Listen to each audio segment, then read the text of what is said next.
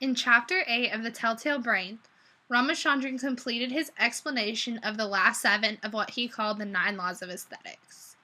While, like I said in the last chapter, I found the style of writing on these art topics to be fairly boring, there were actually a couple in this section I found to be interesting.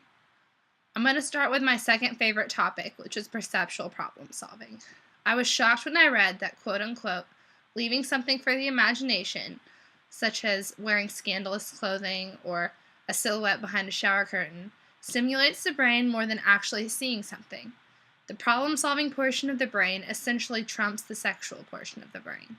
At first, this surprised me, but when Ramachandran linked the problem-solving or aha portion of the brain, as he liked to call it, to the limbic system, it made logical sense to me.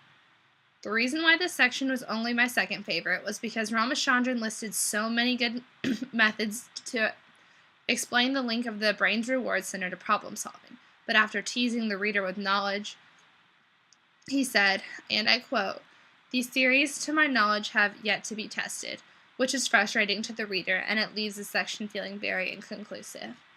My favorite section, and probably my favorite section in this book so far, is probably the section on isolation. This is probably because, number one, it followed what I found to be the most absolute boring section in the chapter on contrast, and number two, the Nadia example gave real human evidence to support Ramachandran's beliefs on isolation. And number three, I really, really like it when he uses diagrams and pictures in his work to actually show me, as a reader, what he's talking about, rather than leaving it up to my imagination for me to try to come up with what he's saying.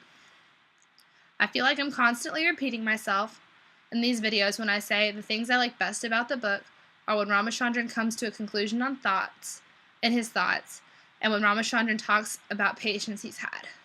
Given the fact that autism has always been a topic of interest to me because of a friend I had growing up, this particular section on special talents of autism really sparked a couple questions for me. My first question was, do all people with autism have some sort of super talent? I have a friend who, like Nadia, has autism, but unlike Nadia, she is not artistic. She is, however, a very talented swimmer, and not just as talented as a normal human. She's actually very good and can beat some of the best high school swimmers in big Texas high schools, not just little hick towns. I guess what I was wondering is if there could be a physical component to the where your brain doesn't have functionality in lots of parts, so the attention's focused to a small area, and if it could be physical rather than mental, like calculations and art, like Ramachandran mentioned. My other question was, does everyone with autism have some sort of talent that they're really good at because of their disability? Ramachandran really is only given 2 examples, which is very interesting, but I was wondering if more people have it and either A, they just don't know what it is, or B, it's just like a case-by-case thing. Not everyone has it.